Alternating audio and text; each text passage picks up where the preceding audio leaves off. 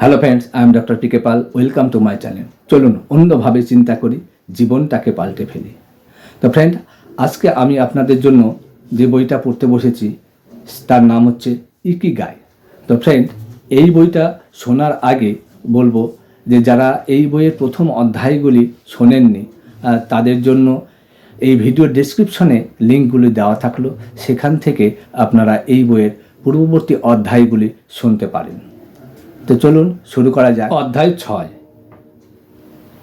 ওমেগি পৌঁছাতে লেখকদের প্রায় 3 ঘন্টা সময় লেগেছিল। প্রথমে আকাশপথে টোকিও থেকে নেওয়া হয়, সেটা ওকিনাওয়ার রাজধানী। কয়েক মাস আগে ফোনে সেখানকার সঙ্গে ফোনে কথা হয়ে গেছিল। তারা কী কারণে সেখানে যাচ্ছিল তাও তাকে জানিয়ে রেখেছিল। সেই গ্রামের সব থেকে বয়স্ক মানুষের থেকে কথা বলে ইচ্ছা হয় তাদের ভীষণ। তবে তা নিয়ে বহু বিচার বিবেচনা করার পর লেখকদের সাথে তার দেখা করার সুযোগ দেওয়া হয়। তখন তারা সেই গ্রামের কাছাকাছি একটা ঘর ভাড়া করে।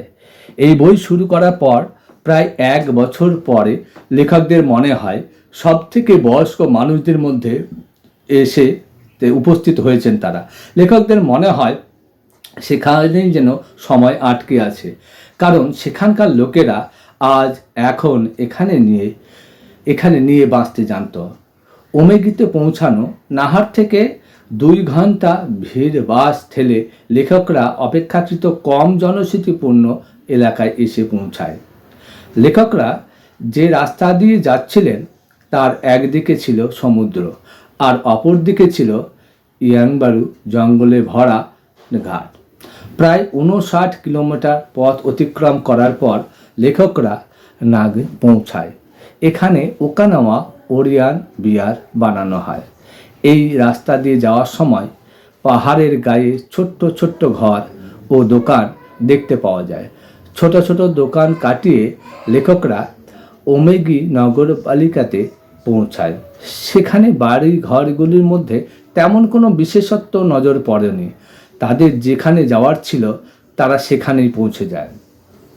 রাস্তার ধারে ঘর বাড়িগুলি দেখে বোঝাই যাচ্ছিল তা অনেক পুরনো। তাইরা নামের সেখানকার এক মহিলা তাদের পথ চেয়ে বসেছিল। দরজা খুলে ভেতরে যেতেই লেখকদের তাইরার সঙ্গে দেখা হয়। তার পাশে একজন বেটে করে মহিলা ছিলেন। তিনি এক গাল হাসি নিয়ে লেখকদের স্বাগত জানান। তার নাম ছিল ইউকি। তিনি লেখকদের স্বাগত জানিয়ে কনফারেন্স রুমের দরজা দেখিয়ে দেন। তিনি লেখকদের গ্রিন টি ও সিকুয়াশা নামক এক পুষ্টিকর ফল দেন। তাইরা লেখকদের সামনে বসে লেখকদের সম্পূর্ণ প্ল্যানার দেখাচ্ছিলেন, আর ইউকি তার পাশেই বসেছিলেন। তার কাছে যে বই ছিল তাকে সেই অঞ্চলে বয়স্ক বাসিন্দাদের নাম নথিভুক্ত করা ছিল, তারা সদস্য, সেই অনুসারে তাদেরকে উপস্থিত করা হয়েছে। তারা লেখকদের জানিয়েছিল যে সেখানকার বাসিন্দারা মিলে মিশে থাকে এবং একে অপরের সাহায্য করে। এটাই ছিল ওমেগিদের বিশেষত্ব। ইকিগাইয়ের অর্থ হলো একগাল উদ্দেশ্য নিয়ে শুরু করা দরকার। তারা একই পরিবারের সদস্যদের মতো জীবনযাপন করে। তারা লেখকদের জানিয়েছিল এটা অনেকটা স্বয়ংসেবক সংঘের মতো। তাদের কাছে অর্থের তুলনায় অন্য জিনিসগুলির প্রয়োজন অনেক বেশি, আর এইভাবে লোকেরা প্রেরণার সাহায্যে কাজ চলে যায়। এখানে সকলে সম্মিলিত হওয়ার সুযোগ পান। সরকার সকলের মধ্যে কাজ ভাগ করে দেন। এতে সকলেই বোঝেন তারাও সমাজের একটা অঙ্গ এবং সমাজে তাদের কিছু গুরুত্ব আছে। আর্চিপেলাগোর উত্তর দিকে সবচেয়ে বড় টাপু কেপ হেটারো আগে ওমেকি আসে।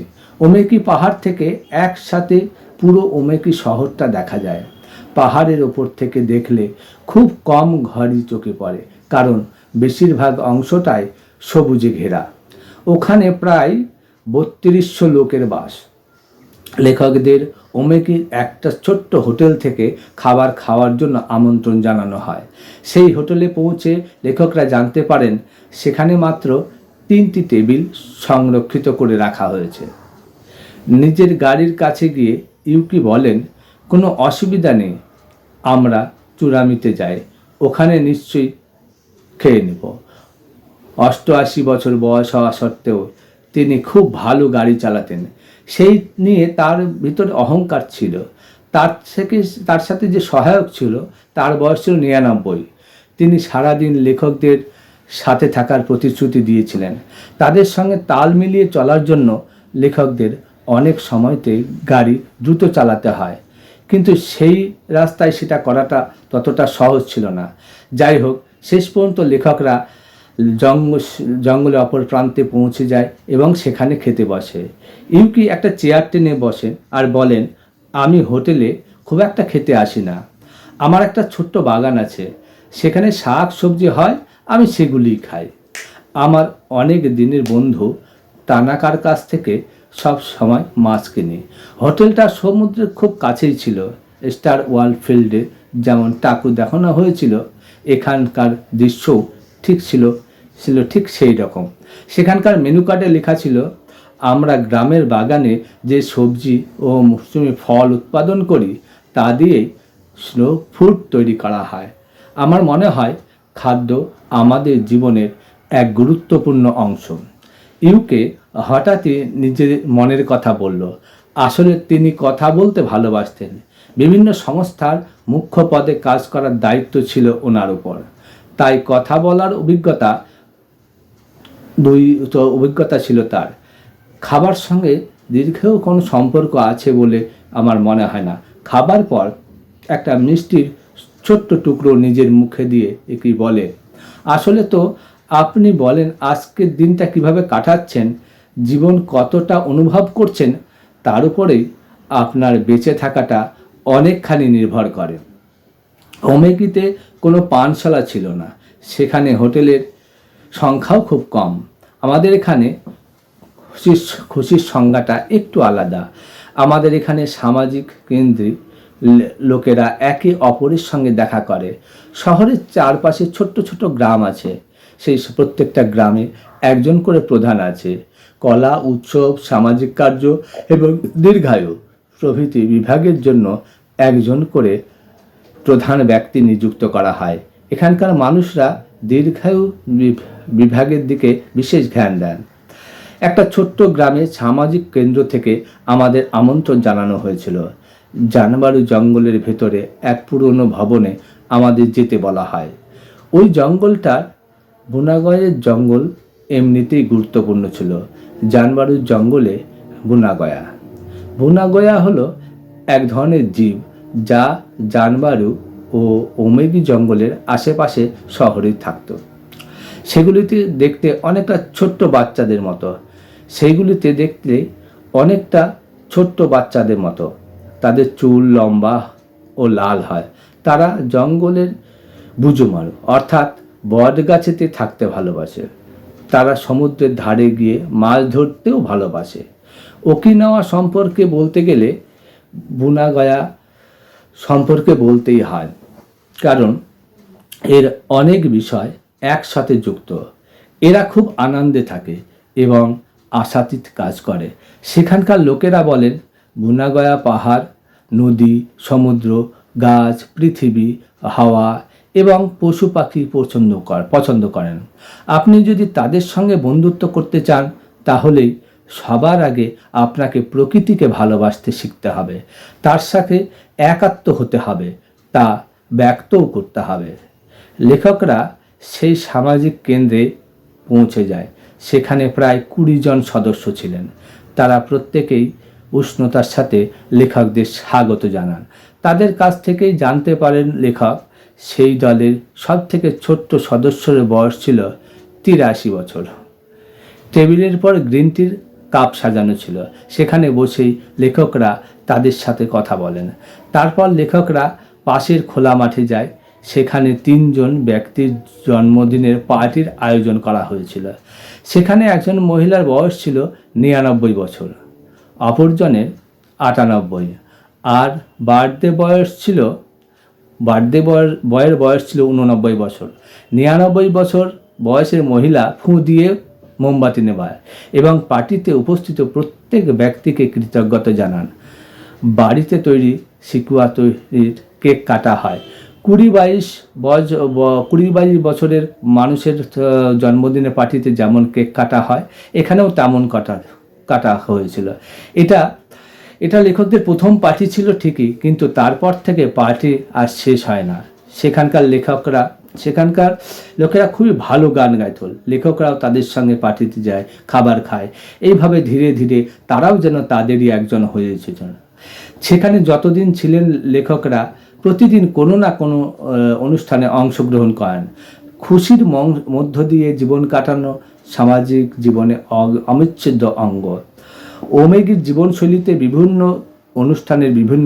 অনুষ্ঠানের গুরুত্ব রয়েছে।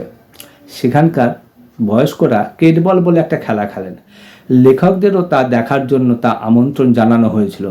তাতে কাঠের তৈরি হাতল দিয়ে বল মারা হয়। খুব কম পরিসরে কম লোক নিয়ে এই খেলা হয়। প্রায় 4 জন লোক এক হলে নিজেদের মধ্যে ওই খেলা শুরু করে দেয় তারা।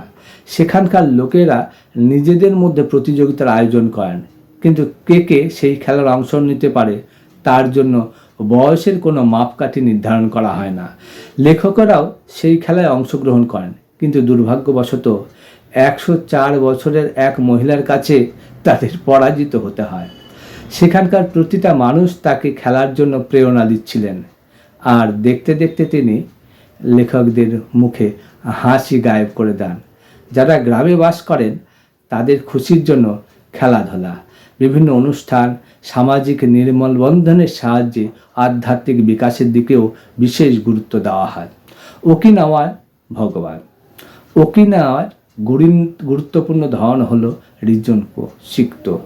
রিজোকু ওকিনাওয়ার টাপুগুলির সমূহের নাম, আর শিন্তন মানে হলো ভগবানের দিকে যাওয়ার রাস্তা। রিজোকু শিন্তনগুলির মধ্যে চীনের বৌদ্ধ ধর্ম, কনফুসিজম ও তাওইজম সামান্য ছোঁয়া লক্ষ্য করা যায়।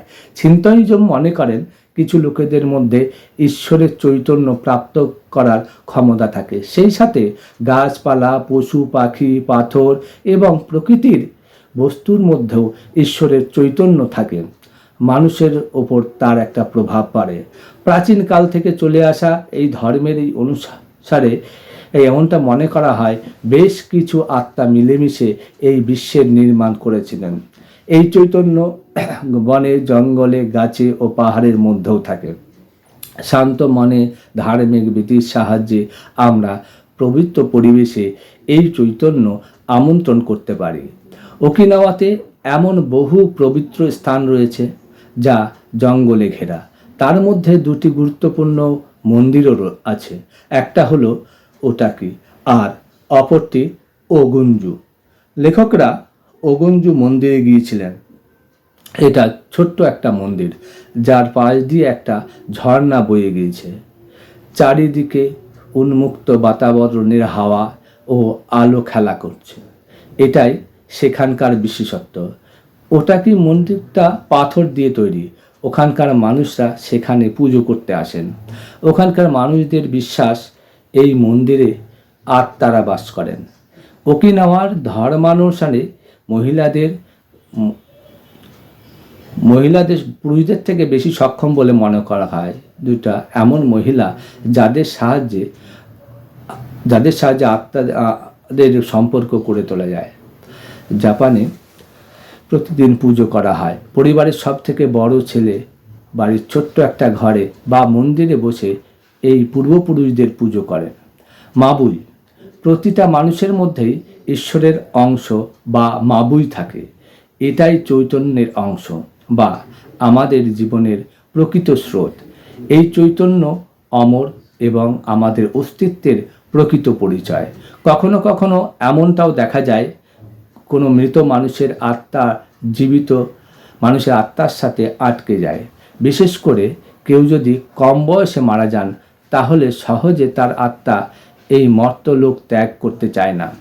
তাদের ধারণা শুধুমাত্র কোনো সংযোগ দ্বারাই এক মানুষেরা তার অপর মানুষের আত্মাকে অপর মানুষের শরীরে প্রবেশ করতে পারে। কোনো ঠাকুমা তার নাতিকে দেওয়া আংটির মাধ্যমে তার শরীরে প্রবেশ করতে পারে। শুধু তাই নয়, ফটোর মাধ্যমেও প্রবেশ করতে পারে। যত বয়স তত দৃঢ়তা। প্রকৃতির লেখকদের দিনগুলি ব্যস্ততার মধ্যে দিয়ে কাটলেও একটা আরামদায়ক এবং অনুভূতির মধ্য দিয়ে তাদের নিজেদের জীবন অতিবাহিত করছিলেন। লেখকরা সেখানকার মানুষদের মধ্যে কাজ করছিলেন। এমনিতেই আপনি সেখানকার লোকেদের বসে থাকতে দেখবেন না। তারা সর্বদা কোনো না কোনো কাজ করে ব্যস্ত থাকেন, কিন্তু তারা শান্তির সাথে নিজেদের কাজ করেন।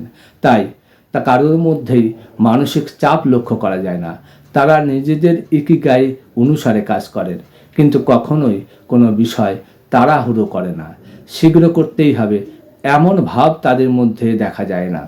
তাদের মধ্যে সর্বদা একটা খুশির ভাব দেখা যায়।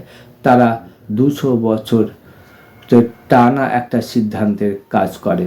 সেই অনুসারে আপনি যদি সর্বদা খুশি থাকতে চান, তাহলে এমন কোনো লক্ষ্য নির্ধারণ করুন যার জন্য আপনার মনে অসম্ভব প্রেম থাকবে এবং আপনি সর্বদা কিছু না কিছু প্রাপ্ত করার চেষ্টা করবেন। ওমেকিতে থাকার শেষ দিনে লেখকরা সেখানকার একটা বাজারে যায়। সেখানে কিছু একটা জিনিস কেনার ইচ্ছা হয়েছিল তাদের। সেই বাজারে বিভিন্ন সবজি, গ্রিন টি, সিকুয়াশার রস এবং চৈতন্যতে পূর্ণ জল পাওয়া যাচ্ছিল খাবার জন্য।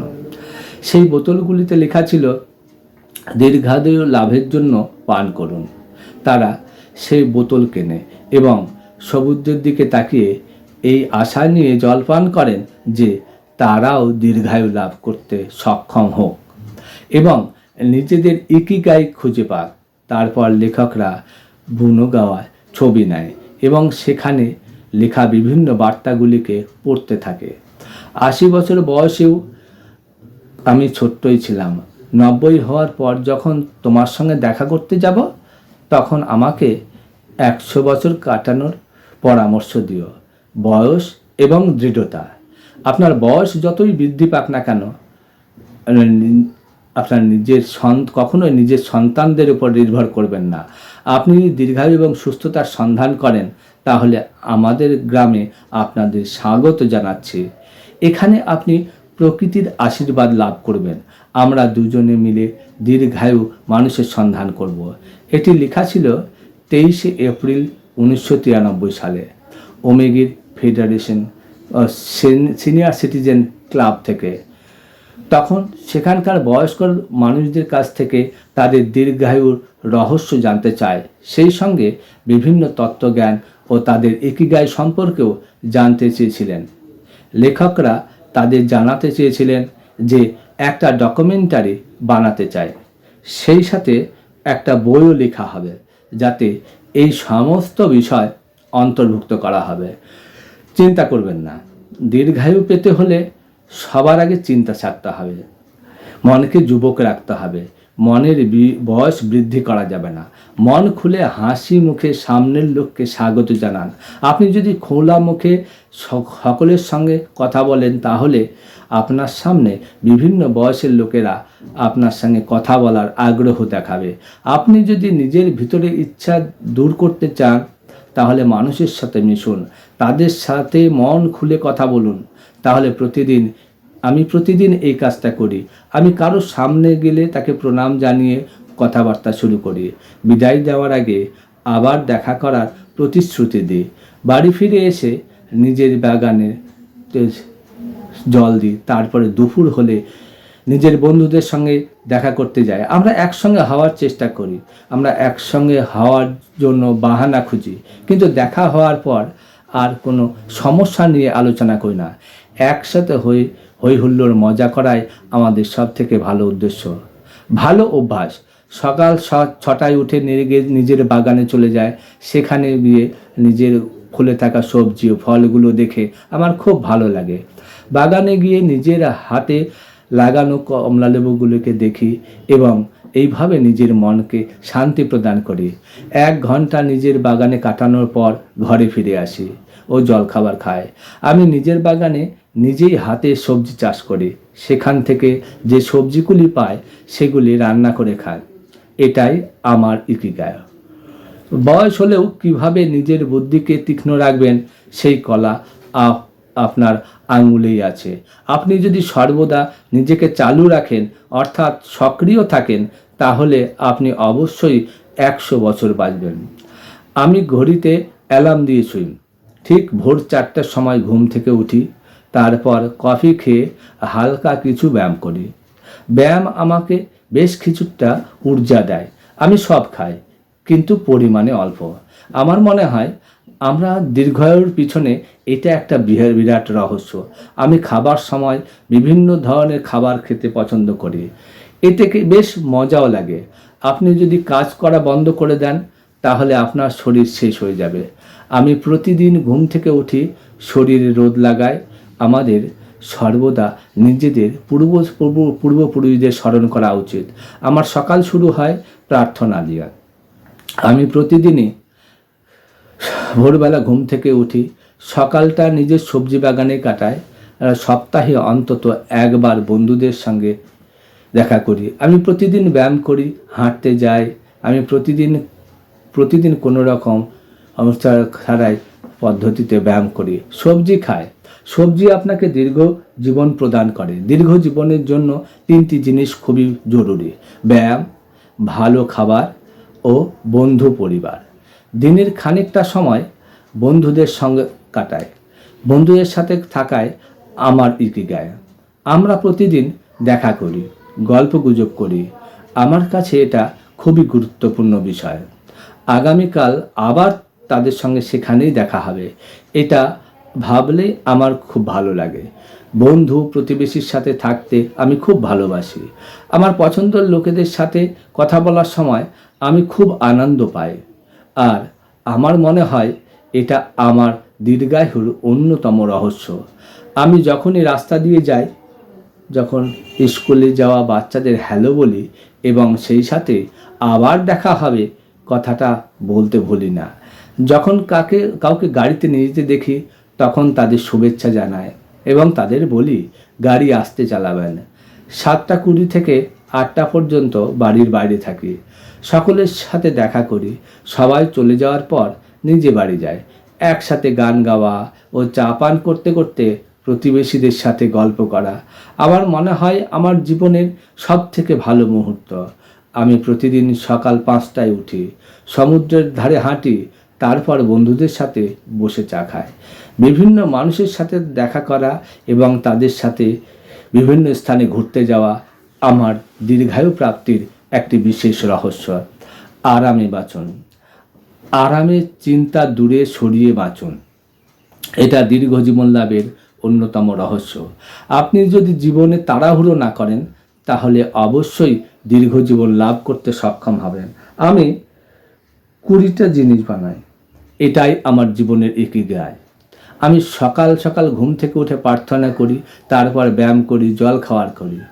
সকাল 7টা থেকে কাজ শুরু করি, বিকাল 5টা পর্যন্ত কাজ করি। কখনো আরও বেশি সময় ধরে কাজ করি। কাজ শেষ করে বন্ধুদের সাথে দেখা করতে যাই। প্রতিদিন নতুন নতুন কিছু করা, সর্বদা ব্যস্ত থাকা, একটা সময় একটাই কাজ করা আমার দীর্ঘ জীবনের রহস্য। আমি কোনো কাজকে নিজের উপরে চেপে বসতে দিই না। এটাই আমার দীর্ঘ জীবন প্রাপ্তির সবথেকে বড় রহস্য। পজিটিভ থাকুন।